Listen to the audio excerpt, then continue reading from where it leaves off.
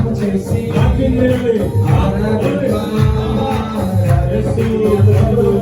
గొప్పవాడు కృష్ణ యేసు పుట్టినాడు నీకోసం పాటలు పాడి నాట్యం చేసి ఆరాధింపా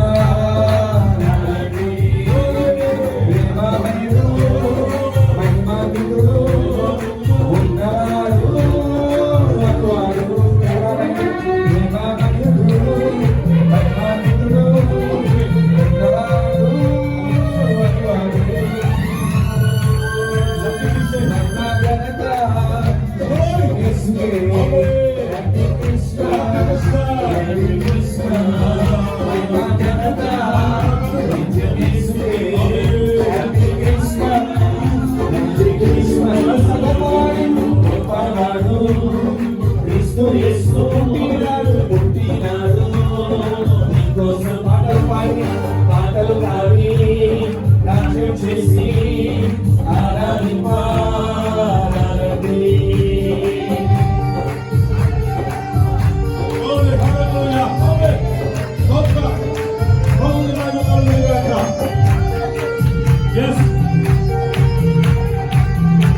ఆశ్చర్యకార్యాలు చేసే దేవుడు మన యేసయ్య.